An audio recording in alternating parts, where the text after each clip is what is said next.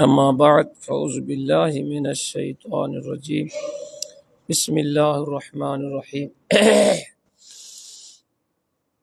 ان اللہ وملائکتہ یصلون علی النبی یا ایھا الذین آمنوا صلوا علیہ وسلموا تسلیما اللہم صل علی سیدنا محمد وعلی آل سیدنا محمد وبارک وسلم علیہ۔ ذات متمارا درس فقہ جاری ہے۔ کل کے درس میں ہم نے معراج مصطفیٰ کے بارے میں پڑھا، آج میلاد مصطفیٰ کے بارے میں پڑھیں گے۔ ایام اللہ، ان اللہ کے دنوں کو یاد رکھنے کا حکم قرآن پاک میں موجود ہے، اور ایام اللہ میں سب سے مقدس نبی پاک علیہ الصلاۃ والسلام کا یوم میلاد ہے، کیونکہ تمام ایام اسی مبارک دن کے سبب بابرکت ہوئے۔ قرآن پاک ہمیں رحمت الہی پر خوشی منانے کا حکم دیتا ہے۔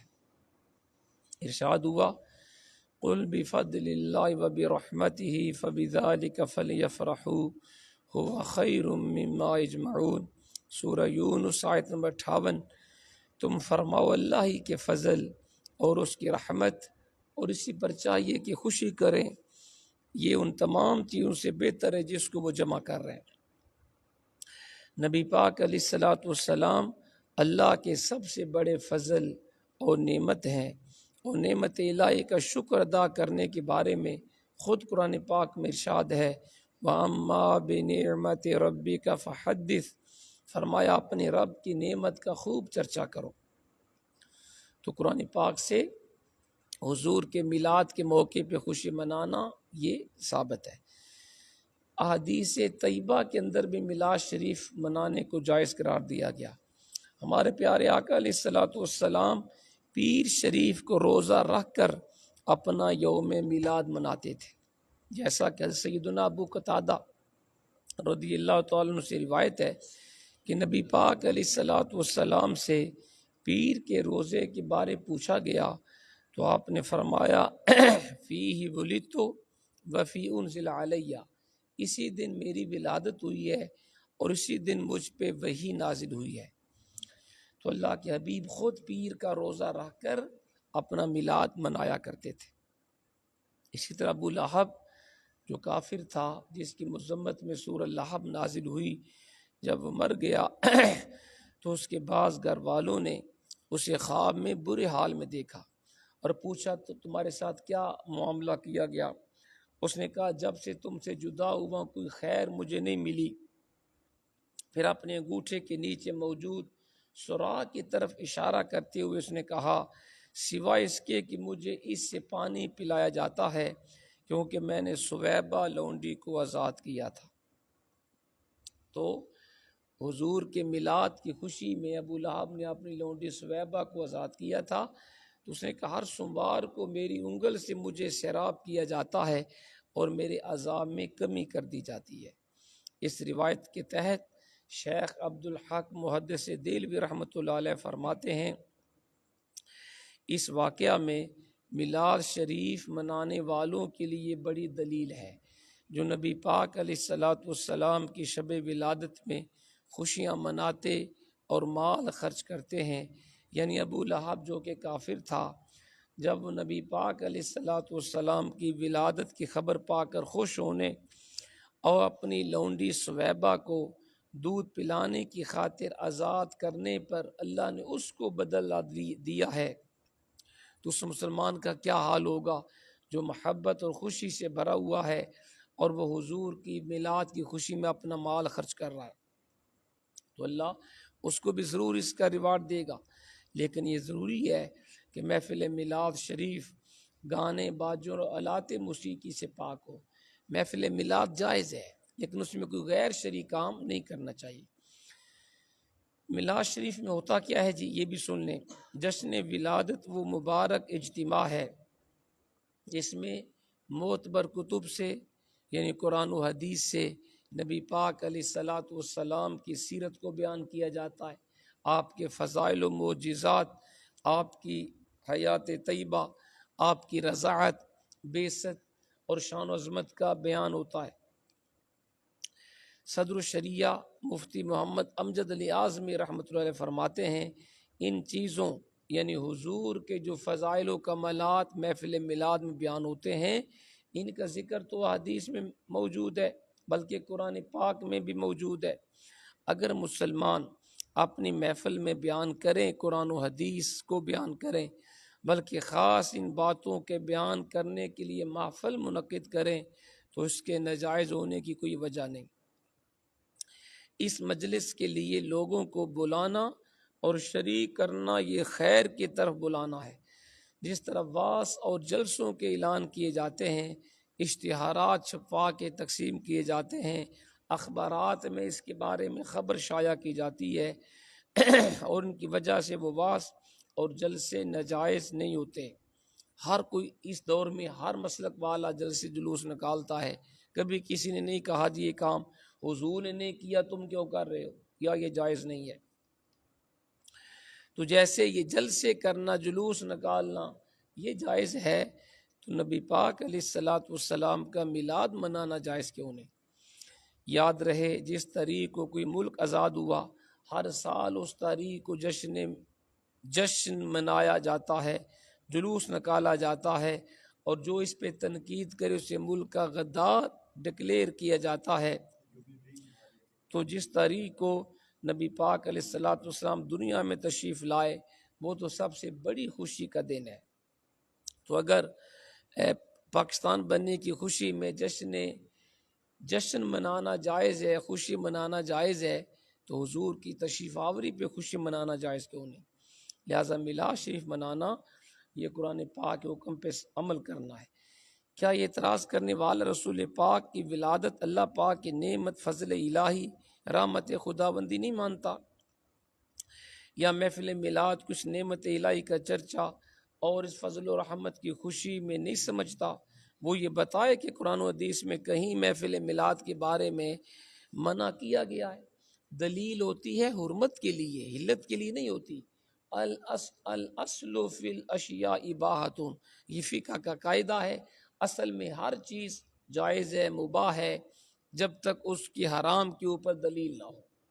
ہر چیز اصل میں جائز ہوتی ہے جب تک اس سے منع نہ کیا جائے یا اس کے حرام ہونے پہ کوئی دلیل نہ پیش کی جائے۔ اعلیٰ حضرت کا وہ شعر کتنا پیارا ہے، خاک ہو جائیں ادو کہتے ہیں دشمن کو، جل کر مگر ہم تو رضا، دم میں جب تک دم ہے ذکر ان کا سناتے جائیں گے۔ میلاد منانا آج کی یہ ایجاد نہیں، مسلمان صدیوں سے حضور کا میلاد مناتے آئے ہیں۔ چنانچہ ملا علی قاری رحمۃ اللہ علیہ، علامہ برہان الدین حلبی رحمۃ اللہ علیہ فرماتے ہیں مسلمان تمام مقامات اور بڑے بڑے شہروں میں نبی پاک علیہ الصلاۃ والسلام کی ولادت کے مہینے میں محافل منعقد کرتے رہے ہیں۔ اب سوال سنیں، صحابہ کرام نے کبھی جشن ولادت نہیں منایا تو کیا تم ان سے زیادہ عاشق رسول ہو کہ تم یہ کام کرتے ہو؟ یہ لوگ سوال کرتے ہیں۔ جواب سنیں، قرآن پاک کے بعد سب سے قابل اعتماد کتاب بخاری شریف ہے، صحیح بخاری۔ اس کو تقریباً تمام مسالک کے لوگ اتھینٹک کتاب مانتے ہیں۔ امام بخاری رحمۃ اللہ علیہ ہر حدیث پاک لکھنے سے پہلے غسل کرتے اور 2 رکعت نماز نفل ادا کرتے، پھر آپ حدیث پاک لکھتے تھے۔ حالانکہ صحابہ کرام میں ایسی کوئی روایت نہیں ملتی کہ وہ حدیث پاک بیان کرنے سے پہلے غسل فرماتے ہوں اور 2 رکعت نماز نفل پڑھتے ہوں۔ تو کیا یہ کہا جائے گا کہ کیا امام بخاری صحابہ کرام سے بڑے عاشق رسول ہیں؟ جو کام صحابہ نے نہیں کیا آپ نے کیوں کیا؟ یا آپ کے دل میں صحابہ کرام سے زیادہ حدیث پاک ادب ہے؟ یہ کوئی نہیں کہتا۔ اس کے علاوہ کروڑوں مالکیوں کے عظیم پیشوا سیدنا امام مالک رحمۃ اللہ علیہ مدینہ پاک کی گلیوں میں ننگے پاؤں چلتے تھے ادباً، اور حضور کے پاک شہر کی تعظیم کی خاطر مدینہ پاک میں قضائے حاجت بھی نہیں فرماتے تھے، پیشاب پخانہ بھی نہیں کرتے تھے۔ اس کے لیے ہمیشہ حرم مدینہ سے باہر جا کے وہ یہ کام کرتے۔ ہاں، حالت مرض میں مجبور تھے، جب بندہ بیمار ہوتا ہے طاقت نہیں جانے کی، وہ اس سے استثناء ہے۔ تو کیا اب یہ کہا جائے گا کہ امام مالک صحابہ کرام سے بھی بڑے عاشق رسول ہیں کہ صحابہ نے ایسا نہیں کیا آپ نے کیوں کیا، ہرگز نہیں، کوئی یہ نہیں کہتا۔ قرآن پاک میں اللہ نے اصول بیان کیا ہے۔ اصول کیا ہے؟ وَتُعَزِّرُوهُ وَتُوَقِّرُوهُ، فرمایا میرے حبیب کی تعظیم و توقیر کرو، یہ قرآن نے بتا دیا۔ اب اس آیت کریمہ کی تفسیر میں مفسرین فرماتے ہیں قرآن نے ہمیں اللہ کے حبیب کی تعظیم و توقیر کا حکم دیا ہے، طریقہ نہیں بتایا۔ طریقہ نہیں بتایا کہ میرے حبیب کی تعظیم کیسے کرو، جس کا مطلب یہ ہے ہر وہ طریقہ جو شریعت کے خلاف نہ ہو اس طریقے سے حضور کی تعظیم و توقیر جائز ہے۔ جو طریقہ شریعت کے خلاف نہیں اس میں جائز ہے۔ خواہ وہ آپ میلاد شریف منائیں، حضور کے اوپر کھڑے ہو کے صلاۃ والسلام پڑھیں، یا حضور کی آمد کی خوشی میں کھانے پکا کے لوگوں میں بانٹیں، یا اپنے شہروں کو، گلی کوچوں، محلوں، مساجد، گھروں کو آراستہ کریں، ان کو سجائیں، ڈیکوریٹ کریں، یہ سب طریقے حضور کی تعظیم و توقیر اور محبت کو ظاہر کرتے ہیں، لہٰذا یہ سب جائز ہیں۔ بے شمار ایسے کام کیے جا رہے ہیں اس وقت بھی جو صحابہ کرام تابعین کے دور میں نہیں تھے مگر اب دین میں جاری ہے، اور جشن ولادت سے منع کرنے والے بھی وہ کام کر رہے ہیں۔ جیسے موجودہ درس نظامی کا کورس، یہ جو علماء تیار ہوتے ہیں 8-10 سالہ درس نظامی کا کورس تمام مکاتب فکر کے لوگ کروا رہے ہیں، تو کیا یہ حضور کے دور میں درس نظامی کا سلیبس تھا؟ صحابہ کے دور میں بھی نہیں تھا۔ مروجہ مدارس کا نظام، حفظ و ناظرہ کی الگ الگ کلاسز، تنخواہ دے کر پڑھنے کے لیے استاد مقرر کرنا اور اس تنخواہ کے لیے چندہ مانگنا، افتتاح بخاری، ختم بخاری کے اشتہار آپ نے پڑھے ہوں گے، بلکہ خود صحیح بخاری یہ بھی حضور کے زمانے میں نہیں تھی، صحابہ تابعین کے دور میں نہیں تھی، ٹھیک ہے، یہ تو تبع تابعین کے دور کے بعد لکھی گئی صحیح بخاری بھی، تو کیا یہ کوئی کہتا ہے یہ جائز نہیں ہے؟